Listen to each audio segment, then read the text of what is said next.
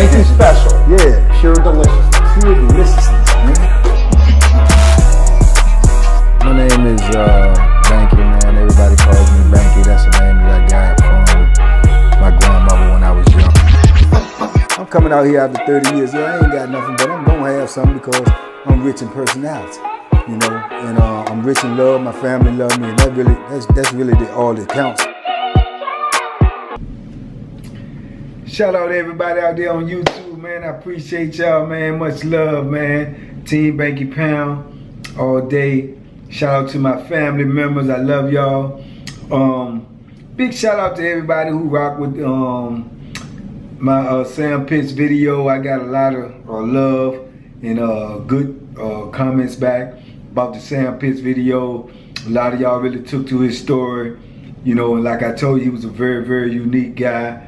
But as I told you, I'm gonna bring y'all more of these stories, these different type of characters that I've met, these different type of situations that I've been in, these different type of incidents that I've seen.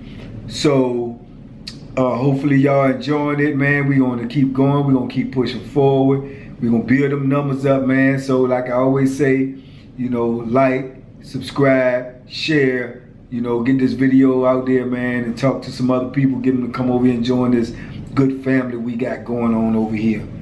So with that being said, today I want to talk to y'all about a different type of situation. Not individuals per se, individual characters are in this story here, but this basically is about the first time I actually seen a knife fight. Not someone getting stabbed. I've seen that, I had seen that prior to this, but I'm talking about an actual knife fight where the two individuals, each of them has a knife, you know, like medieval days, you know, so the best man win, you know. But, you know, normally, you know, in the penitentiary, you might see somebody get stabbed, you know, but they may not, the person getting stabbed may not have a knife, or it be unbeknownst to them, or they wasn't ready, or they weren't prepared. Thus, you know, the saying, always stay ready so you don't have to get ready. Because if you know you're beefing with somebody, then you know you need to be, you know, on point at all times. But nevertheless, this was an actual knife fight that I seen, and it was man, it was crazy. And I can remember it just like it was yesterday. I can remember the participants, I can remember the situation, I can remember the outcome, everything. So I'm gonna give you a little, try to put you in that space of where it was happening at. At the time I was on Mecklenburg, I guess this would have been about 1991 or 2. And we was on the rec yard, basketball court rec yard on Mecklenburg at the time. At the time, Mecklenburg was the prison in Virginia that held all of the so-called violent offenders, people who had been in violent situations in prison, who had been in trouble for some type of violence while already in prison, and they held death row as well. All the death row inmates in Virginia was held on Mecklenburg. So this was like the tough guy prison, you know. This was the one place they sent you when, you know, when you was considered to be, you know, a dangerous person. So everybody on there had some type of reputation of one form or another.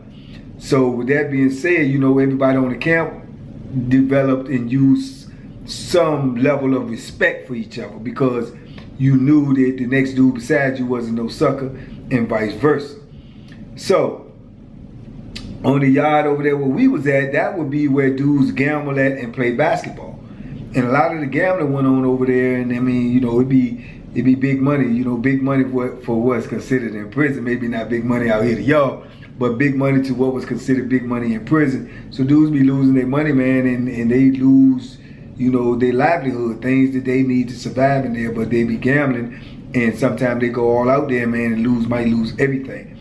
Now, along with gambling, just like on the street, I know in the penitentiary, you know, gambling is dangerous, man, because you're in a situation where you lose money and you got to pay that money, and a lot of people will lose money or go to gamble, what they call in prison. They call making an ass bet. You know, you betting and you ain't got no money, you know, and you trying to win something. So that's a very dangerous situation in prison, because people gonna take you for your word. If you know, you can't just run in and get your money. So somebody might say, I got such money upstairs, man, give me this. And they'll gamble, and someone will give you that money on credit thinking that you got it upstairs. Now, if you lose when you get upstairs, you have to pay that money. You know, no exceptions. Now, a lot of people will do that in hopes that they win.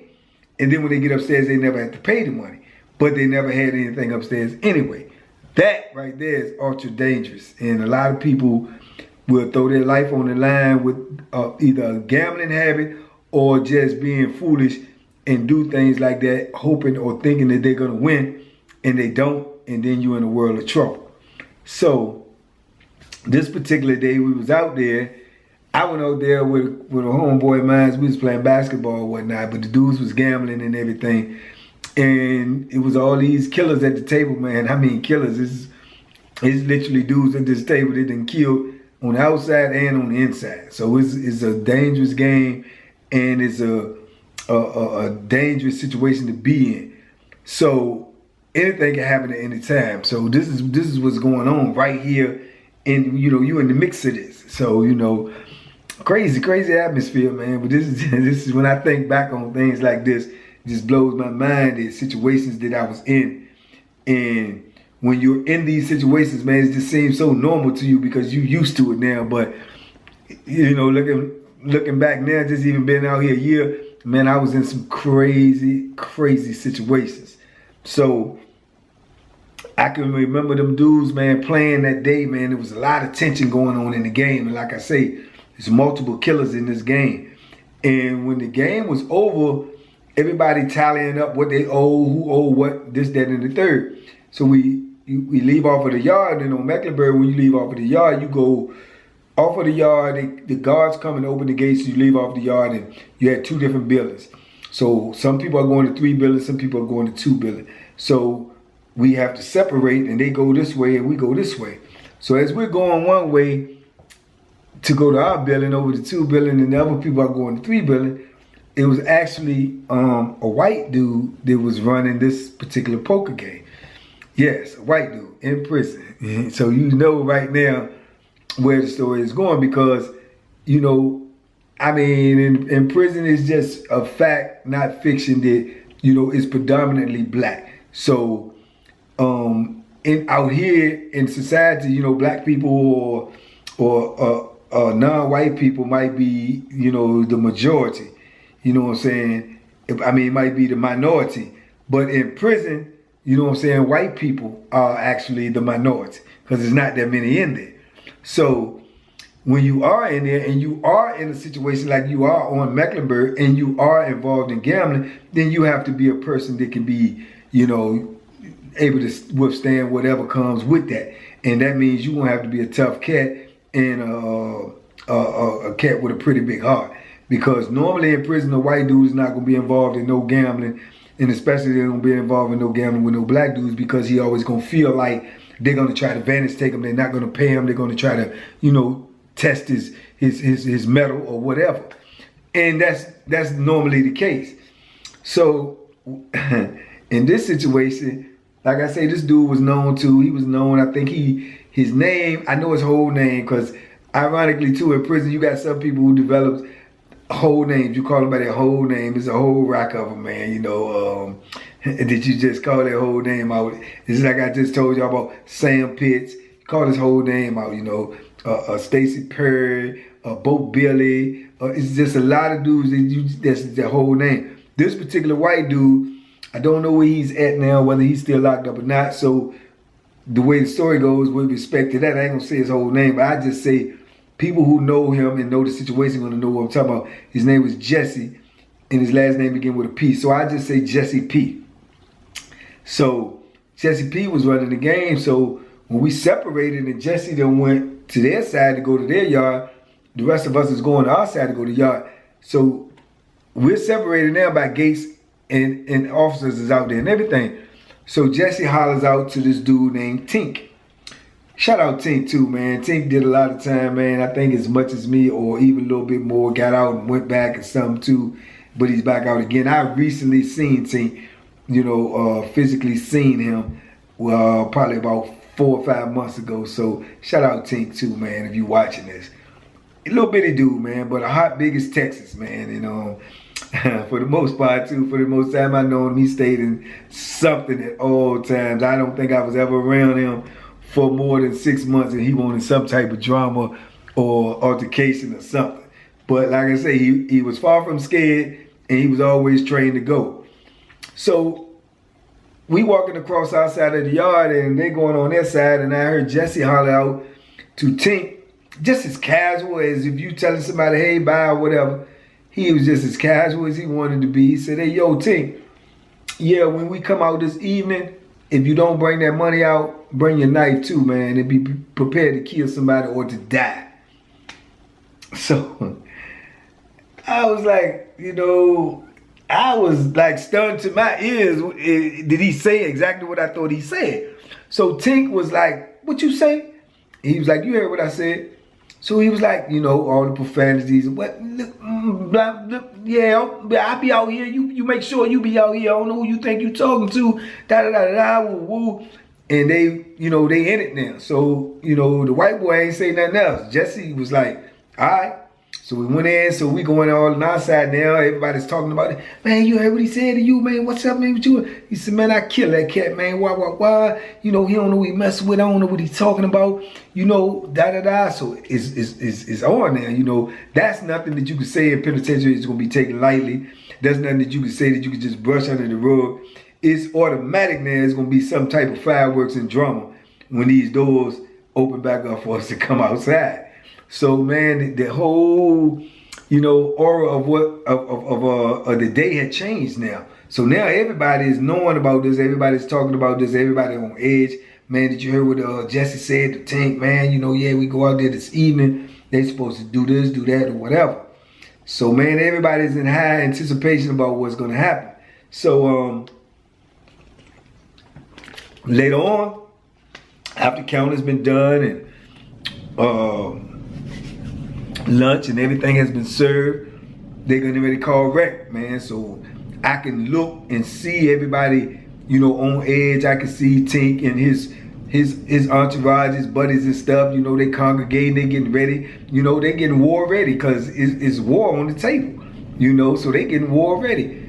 And man, it's just a crazy, crazy atmosphere, man. I can remember it, and you don't even be involved, but you know, your adrenaline is already flowing because whenever you're around or in the midst of that kind of danger, it could go south at any time. Everybody could just start fighting. It could just get crazy, you know. So you can always choose not to go out there and not be in it. But then too, it's like, you know, people will look at you like, well, oh, you scared or you ain't go out there because, you know, it's a mix of feelings going on right now, and everybody's trying to protect their own self. Everybody's trying to act calm when no one is actually calm because they know that some serious stuff is getting ready to pop off. So they call the wreck. So we're going out to the wreck. Now, mind you, this yard is so small too for the people that's going out there. It's like about the actual size of a basketball court with maybe almost the size of an extra half a court extra. That's about as big as the whole yard is, period, for whoever's going on that yard right there. That's not the main yard, it's the basketball court yard, but that's the yard where all the gambling take place, and that's where we were going. And once you get in there, the police walks us all over there. He lets us all in. Once everybody get in, he locks the gate, and then he leaves. Barbed wire fence is over the top of the gate. You cannot get out. Only way you can get out is if he come opening the door, and he's gone. So essentially, you're in a death trap. If you're in a situation where someone's coming for your life and you can't defend yourself or you won't defend yourself, you are literally in a death trap. It is up to you to fend for you, and it is up to you to save your own life.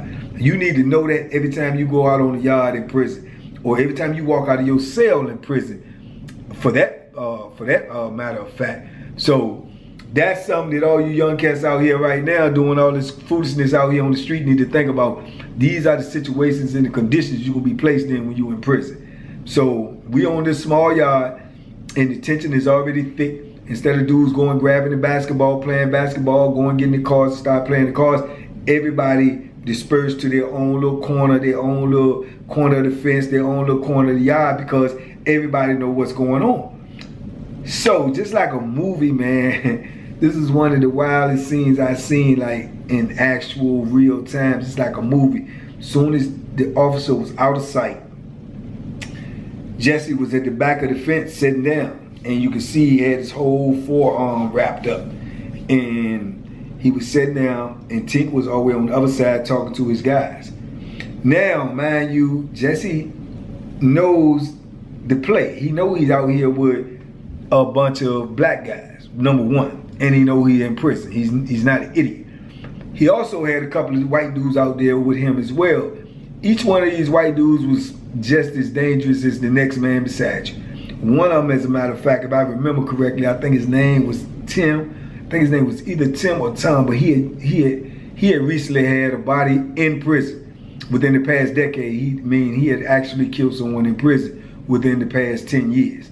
So he had a reputation already as being a no-nonsense guy, even though he was a white dude and he was in essentially a black man's world in prison. He was known to, you had to use caution when you was dealing with him, because anyone who would take a life is someone who to be reckoned with. So he was out there, and you could see by the way they was standing and the way they was posted up that they was actually with Jesse in case Jesse needed them. Right now, I'll get to that part later on, but that's what they were there for, and you could clearly see that if you had that eye and knew what was going on. You could survey the whole, the whole layer of this stuff and know what was going on, who was with who, and what was going down. But this thing shook out worse than anybody thought it was going to shake out, So actually, I seen all of that, and I was over there myself, with the actual dude name who I just said, when you could use his whole name, Stacey Perry. We was over by the corner, and we just watching the situation. So as soon as the guard was out of sight, man, it was just like I say, like a movie, man. Jesse stood up and started walking across the yard or the basketball court, and he pulled out this long knife. And you could see it was glistening. It was hot. It was summertime. It was daytime, and you could see it was evidently sharpened to the teeth. So he walked across the yard, and the first thing he said as he's walking across the yard towards Tink, he pulled the knife out. He says, okay, Tink, come on, let's see what you got. And Tink started walking towards him, and Tink pulled out this real long ice pick. I mean, it was longer than what Jesse had. It was a long ice pick. So they actually walk up towards each other. And mind you, like I said, there had been rumors that Jesse knew some type of karate or whatever. And from the way he was moving, he knew something. He knew something. Because when he walked up to Tink, he just went this way, that way, and he swung up. And when he swung up, that knife caught Tink across his face. Here, here, here, and went all the way up. And to this day, Tink has a scar on his face from the bottom of his chin, skip a little bit across his nose and a little bit across his eyebrow from how sharp that knife was, and when he swiped up and it just grazed his face and cut his face. So he's coming at Tink now, he's swinging the knife, and Tink is bagging up and poking at him, and they are actually in a real live knife fight where your life is on the line. There's no police out here to save you. There's no one out here to save you. You are actually in a fight for your life with weapons involved. So we looking at this, and I'm me, and I'm sure everybody else in awe, because it just happened just like that. As soon as the police was gone, it just popped off. So they're actually circling each other, and Tink now is bleeding. So he's trying to wipe his face and keep dude away from him. He's poking at him and trying to wipe his face at the same time. So Jesse is steady coming at him. Come on, Tink, come on. Come on, I told you, man. I told you I'll kill you. I'll kill you. I told you I was going to kill you. And he's going at him, and he's swinging the knife and swinging and jumping and moving from side to side. So you can see Tink is under pressure, right? And it's crazy. And he's steady wiping blood. Blood is steady streaming from his face. So as this is going on, man, unbeknownst to everybody else, because they're watching them, and especially Jesse. Jesse is going to him, and he's not paying attention. But one of Tink's friends, man, Bo, dude named Bo, I just say Bo. Bo went and grabbed a curl bar. And he grabbed that curl bar, man, a weight curl bar. And if you know weights, this curl bar probably weighs 20, 22, 25 pounds. He grabbed the curl bar and he started sneaking up behind Jesse. And when he's sneaking up behind Jesse while both of them are knife fight, I see the white dudes, like I told you, Tom, them over there, Tim or Tom, whatever his name was, they was over there. They was getting ready to make a move because they see them making a move. That's when all of the killers, you know, stepped up and stepped to the white guys and said, y'all better not do anything. Don't get involved. Don't do nothing. Now the dudes who said this to them, now these dudes is straight killers for real. And everybody know it. They are straight killers for real. So the white dudes was definitely outnumbered. They was definitely outgunned. So they just stayed and mind their business, you know, which, fair or unfair, I can tell you this now. This is something I learned while I was in prison, and I'd never seen it happen. I probably would never seen it happen if I'd have stayed in there 100 years that I know of, especially not down in the prisons that I've been in. There's no prison in Virginia that I ever been in where they are idly going to stand by and watch a white dude kill a black dude. I just ain't never seen it. I don't think I would ever see it in these prisons. That's just how it was. People are going to get involved. They're going to stop it if the white dude is winning. That's why I say it behooves a white dude not to even involve himself in that type of gambling or that type of environment, because the deck is always going to be stacked against him. You know, i.e. the way it is with a black man out here in society. The deck is already going to be stacked against you. So with that being said, man, the dudes that he had the board out there to watch his back could not even watch his back because their life would have been in jeopardy as well. So the dude Bo sneaks right up behind Jesse and hits him in the head. Bop! He just dropped. He just dropped to the ground like a sack of potatoes. And he still had the knife in his hand. And when he dropped to the ground like a sack of potatoes, Tink ran over to him and got on top of him. And this is no pun intended. This is exactly what you heard, and this is exactly what happened. Tink is his name. Like Tink, that's what you heard. He got right on top of him, and he stabbed that man in the chest twice. And he stabbed him so hard, mind you, like I say, we was on the basketball court, which is concrete. He stabbed him so hard, you heard the knife hit the cement up under him. Tink, Tink, i.e. his name. That is real talk, no joke. I actually heard it myself because the knife went through him and he got up off of him. Bo ran over there and stepped on his hand and tried to take the knife out of his hand. The knife was so sharp and he was still holding on to it. I guess self-preservation still, you know, is working. The knife was so sharp, it literally cut tendons and stuff in Bo's hand. Bo ended up having to go to the hospital too and have surgery on his hand because of how deep the knife cut him. It almost severed his fingers from trying to get the knife out of Jesse's hand. And this is after Jesse has been stabbed, you know. So Tink runs over where he at. By now, you know, everybody's in chaos. The yard is in chaos. The tower that watches over the yard, that should have been watching it, that should have been seeing what was going on, has now become aware that something serious going on the yard, has sent out the alert. The police are coming. Everybody has to get back up against the fence and get down because the police are bum rushing over there. Jesse is laying out there on the basketball court in a pool of blood.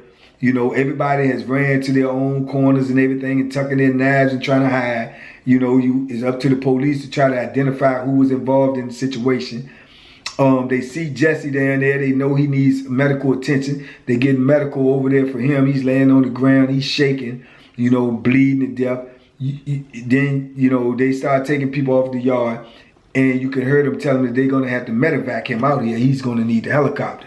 So the helicopter is coming to get Jesse, man. People is getting took off of the yard. Eventually, they got, you know, Bo. Bo had to go to the hospital. They think Bo did it because he's the one bleeding as well.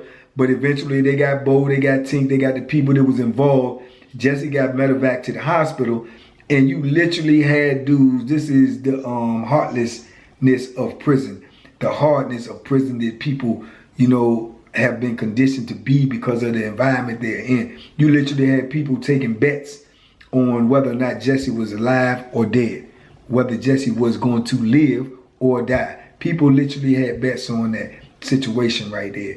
And it was just crazy to me, but that's just how it was going down. And mind you, like I say, you're talking 90, 91 or 92, so you're talking 87, 88, 9, 90, 91. I'm in prison less than 5 years. You know, I'm in prison less than 5 years, if that's the time frame, which I'm sure it is. It had to be in between that time. So you're talking 87, 88, 89, 90, 91, 92. Yeah, less than 5 or 6 years I was in prison. And this is what I'm saying. So this is what shaped my mind to be who I had to be in prison, because I had already seen what can happen to you. I had already witnessed and experienced the violence in prison, the merciless people that are in prison. So you either going to be, you know, a lion, or you're going to be a sheep. There's no other way. Because no one is going to have mercy on you. No one is going to save you but you, you know. So that was a very, very dramatic, crazy scene, man, that I witnessed, man, within the first couple of years of my prison sentence, man. And like I said, it had a profound effect on me. And later on down the line, we found out Jesse did not die. You know, thank God he did not die. But he did become very, very... He did become very, very messed up, man. I think he had some permanent effects from what happened to him.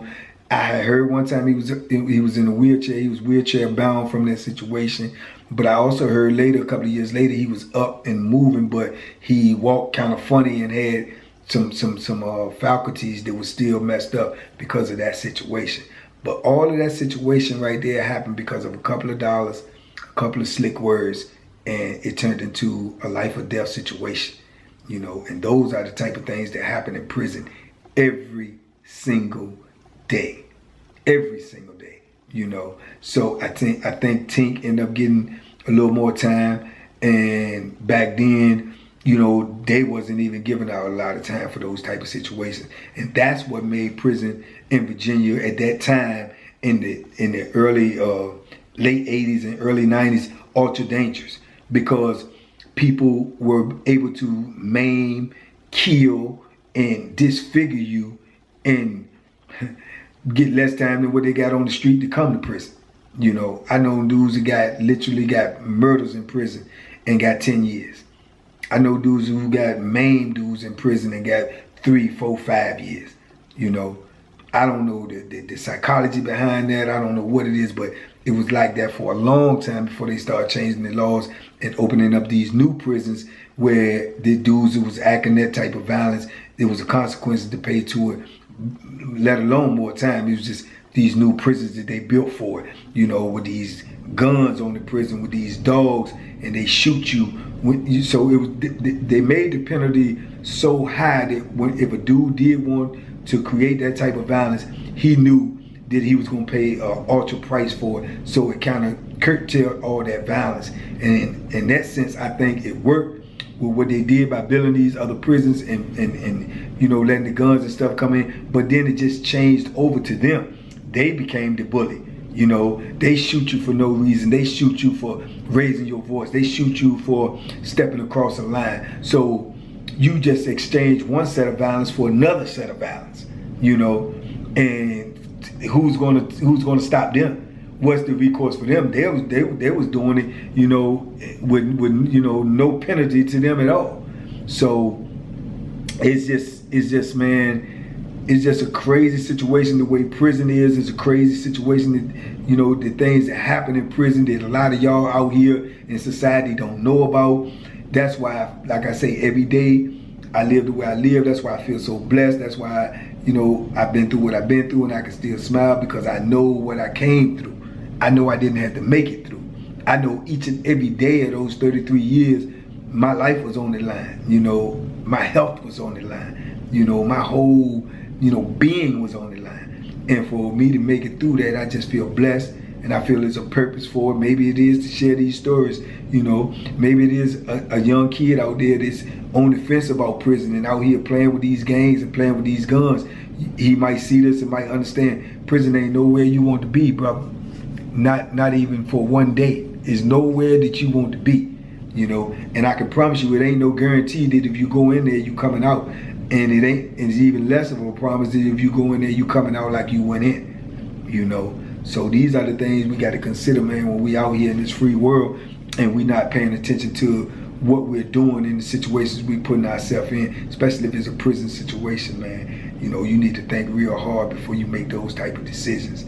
But man, that was like I say, my first knife fight that I actually witnessed. Unfortunately, I witnessed a lot more, but that one right there was the set the tone in my mind of what could happen, you know. Actually seeing it, and it also made me realize that the police is definitely not going to save you. Definitely not going to save you at all. I don't even know what they're there for besides to exercise their voice. The only time I seen them really, I think I only seen a police jump in physical altercation one time, especially when a weapon was involved, and he got stabbed himself. So maybe I'll tell y'all that story one day. It happened to be on that same institution, but other than that, I've never seen it. And I've actually witnessed dudes getting stabbed, and the police show up, and they just use their voice. They only yell and tell you stop, stop, stop, but they don't physically try to stop you. This is why you physically have to be able to protect yourself at all times, because you're the only one that's going to save your own life in prison. So if you're not cut out for that, if you're not built for that, and no one is, you have to be grown into that. You have to grow into that. But if that's not something that you want to live, that's not a way that you want to live, prison ain't nowhere you want to be. Believe me, trust me, it's nowhere that you want to be, you know. So yeah, man, I just, you know, wanted to share that story with y'all. I hope y'all, you know, got something out of it. I'm sorry that it was so violent. I tried to keep it as GP as possible, but I wanted to share these type of things with y'all because these are the things that happen in prison. These are the type of things that I witnessed, you know.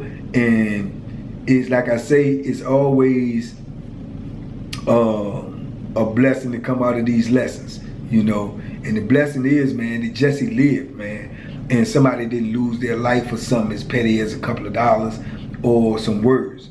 So, you know, that's the blessing, you know, because it could have easily been even more tragic than it was. He could have lost his life. Tink could have, you know, went to the electric chair for taking his life or never got out of prison. I don't know if Jesse is out.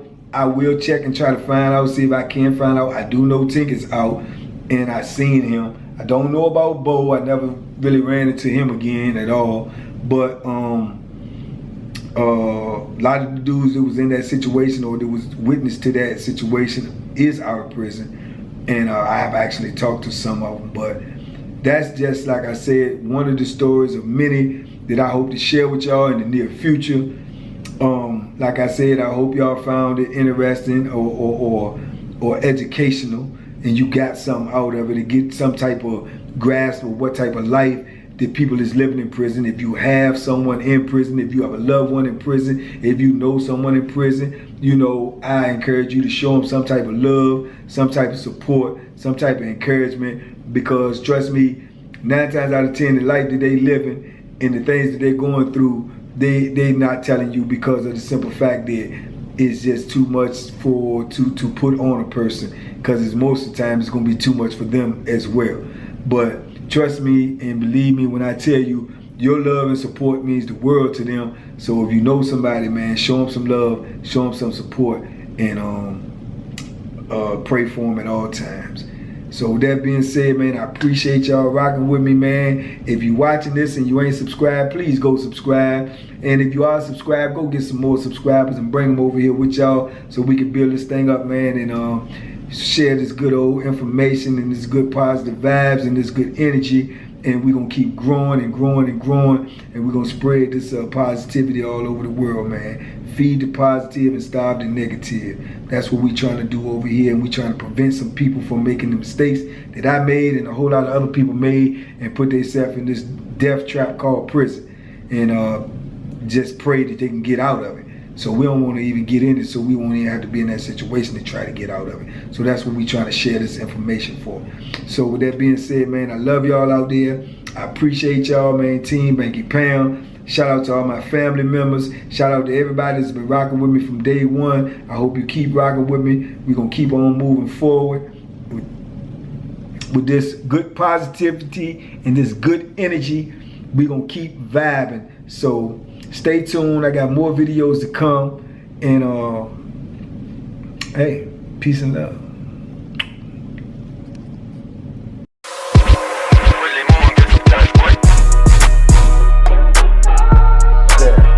The Banky special. Yeah. Pure deliciousness. Pure deliciousness, man.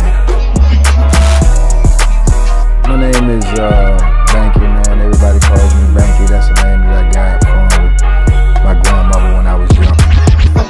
I'm coming out here after 30 years. Yeah, I ain't got nothing, but I'm gonna have something because I'm rich in personality, you know, and I'm rich in love. My family love me, and that's really all that counts.